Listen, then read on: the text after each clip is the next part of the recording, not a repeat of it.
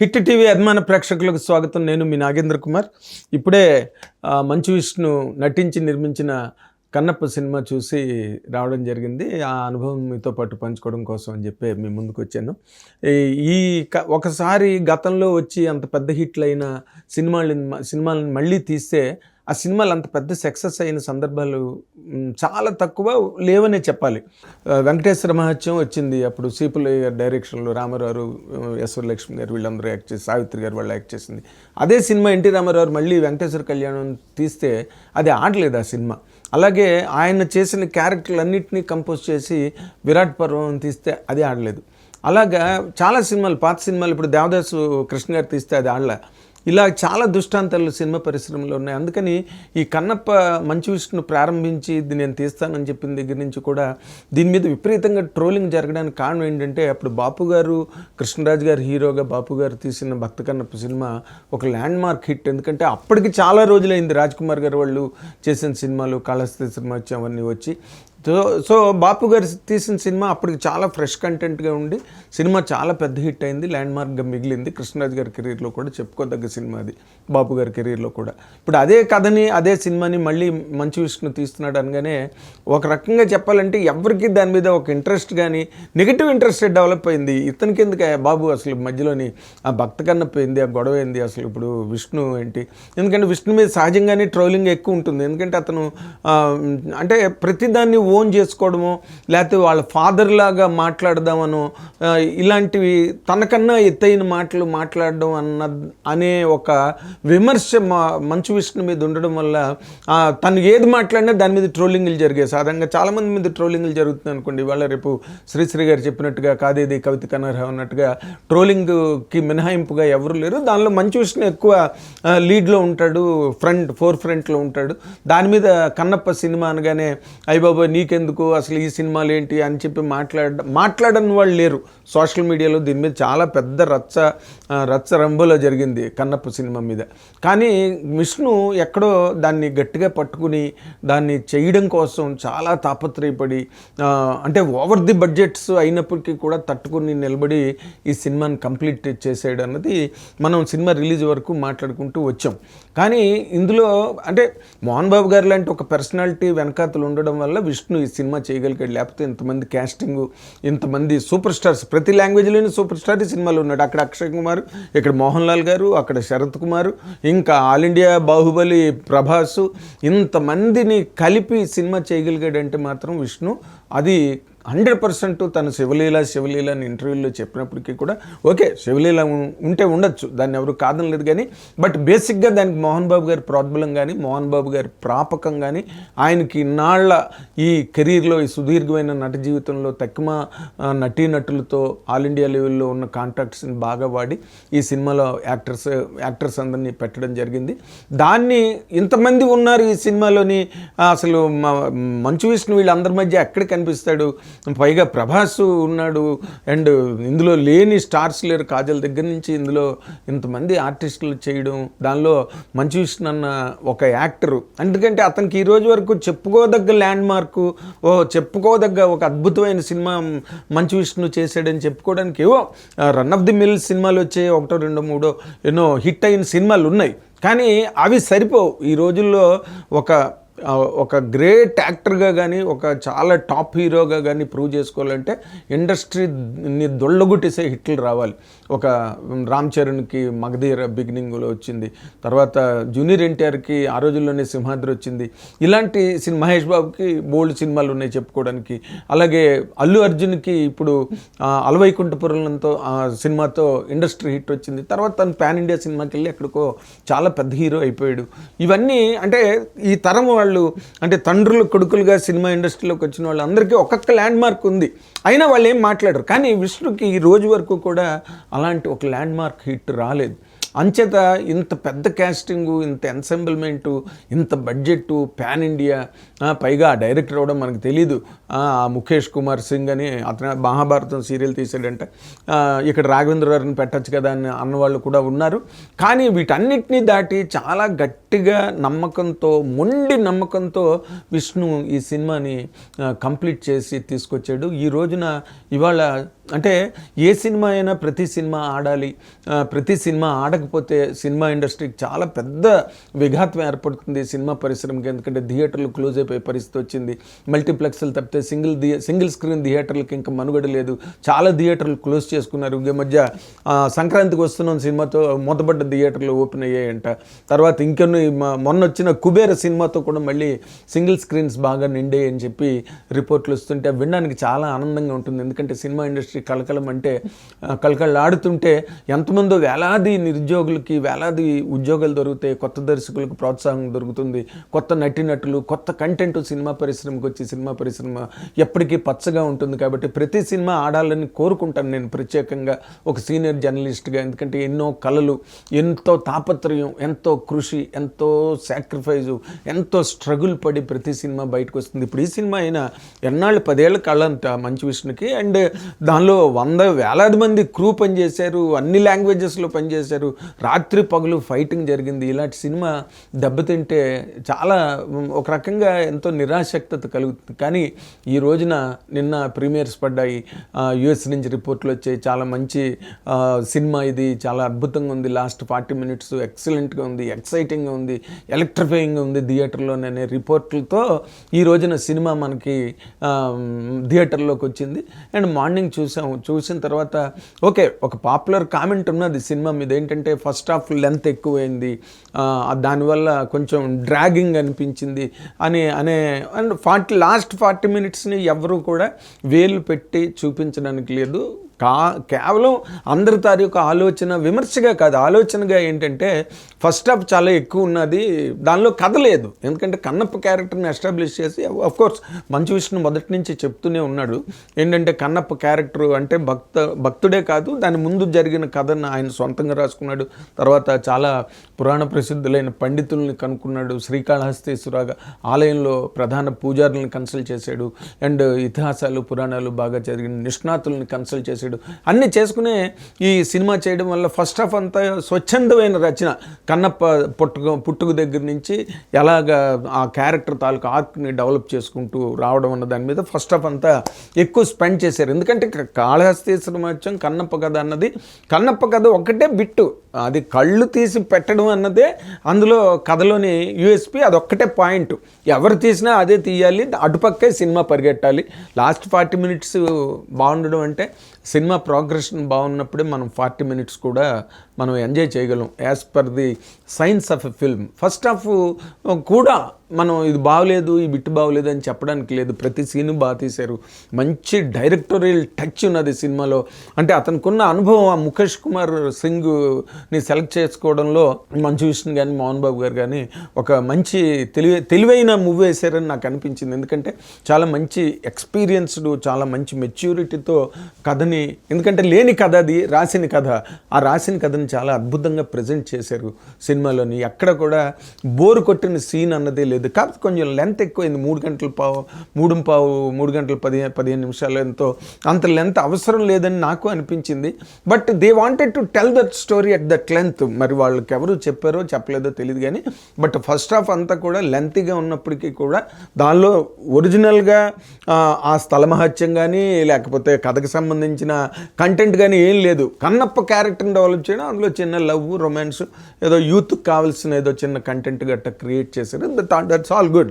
Second హాఫ్కి వచ్చిన తర్వాతే cinema ఆ సెకండ్ హాఫ్ సినిమాలో ముఖ్యంగా మనకు సినిమా బిగినింగ్ దగ్గర నుంచి కూడా శివుడుగా అక్షయ్ కుమార్ కనిపిస్తాడు. అండ్ శరత్ కుమార్ తమిళ్లో సూపర్ స్టార్ శరత్ కుమారు, మలయాళంలో మోహన్ లాల్, ఇంకా వీళ్ళందరినీ కన్నడంలో కూడా సీనియర్ యాక్టర్లు అక్కడక్కడ కనిపిస్తుంటారు కొన్ని క్యారెక్టర్లో. అంటే ఆల్ లాంగ్వేజెస్కి క్యాటరేట్గా పాన్ ఇండియా సినిమా అన్న ఉద్దేశంతో వాళ్ళు జాగ్రత్త పడి మోహన్ బాబు గారి కాంటాక్ట్స్ని బాగా వాడి అందరు యాక్టర్స్ని ఈ సినిమాలోకి తెచ్చుకోగలిగారు. వీటన్నిటినీ మించి ఇండియన్ హెర్క్యులెస్ బాహుబలి మన ప్రభాస్ ఆ సినిమాలో ఉన్నారు అన్న దగ్గర నుంచి అసలు సినిమాకి విపరీతమైన హైప్ వచ్చింది. ప్రభాస్ ఉన్నాడు సినిమాలో. ప్రభాస్ ఏం చేస్తున్నాడో ఆ క్యారెక్టర్ ఏంటో తెలీదు. నేనే అడిగాను, కన్నప్పని ప్రభాస్నే పెట్టచ్చు కదా నువ్వు అని చెప్పి. అలా అంటే ఆయనకున్న ఇమేజ్ అలాంటిది, అంత టవరింగ్ ఇమేజ్ ప్రభాస్ ఉండడం అన్నది మామూలు విషయం కాదు. ప్రభాస్ని రోపిన్ చేయడం అన్నదే పెద్ద అచీవ్మెంట్ ఈ సినిమాలోకి.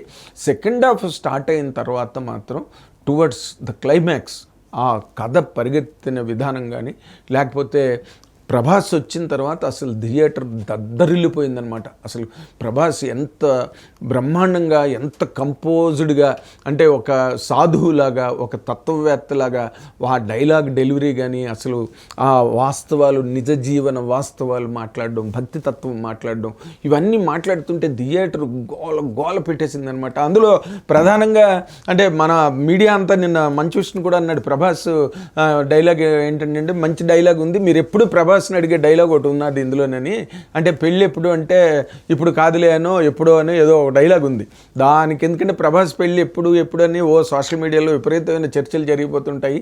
ఆ డైలాగ్ అసలు మామూలుగా పేర్లేదు థియేటర్లోని, మంచి ఎంటర్టైన్మెంట్ క్రియేట్ అయింది ఆ పాయింట్లో. But the scene was so serious. కథని మలుపు తిప్పి కన్నప్పని భక్తి తత్వం వైపుకు మళ్ళించే ఒక గొప్ప సీన్. ప్రభాస్ ఆల్మోస్ట్ 30 minutes ఉన్నాడు సినిమాలో. ఆ సీన్లు మాత్రం చాలా అద్భుతమైన ట్రాన్స్ఫార్మేషను.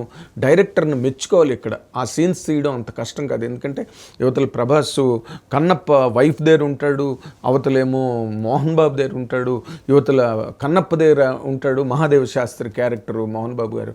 ఈ మూడింటిని కంపోజ్ చేయడం అన్నదే ఆ సినిమాలో చాలా బ్రిలియన్స్. అద్భుతంగా ఆ డైరెక్టర్ దాన్ని బాగా పెర్ఫామ్ చేసి బాగా ఎగ్జిక్యూట్ చేశాడు. అండ్ తర్వాత ఈ సినిమా ఆ సెకండ్ హాఫ్లో ఆ వైఫ్ ఎప్పుడైతే కన్నప్ప వైఫ్ కష్టాల్లో పడి ఒక దుర్మార్గుడి బారిలో పడబోతోంది, ఇల్లు దహనం అయిపోయింది, దహనం చేసేసాడు వాడు అనుకున్న టైంలో ఆ భార్యని, అంటే శివుడు లీల అనే కాన్సెప్ట్లోనే చూపించారు.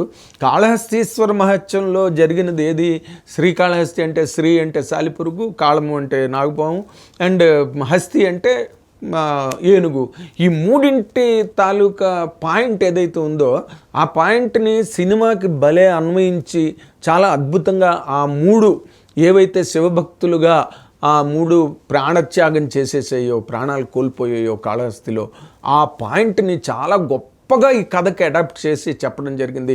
నేను అందులో ఈ స్టోరీ డెవలప్మెంట్లో హెల్ప్ చేసిన రైటర్స్ని కానీ, ఆ డైరెక్టర్ తాలూకా థాట్ను కానీ, వీటన్నిటిని డైరెక్టర్ థాట్ అయి ఉండదు, ఎందుకంటే బికాస్ ఈజ్ నాట్ ఇక్కడ ఏం జరిగింది Kaleshwaram must have told him. ఆయన చదువుకుని ఉంటాడు, మహాభారతం లాంటి సీరియల్ తీసిన డైరెక్టర్ కాబట్టి ఇవన్నీ తెలుసుకుని ఉంటాడు.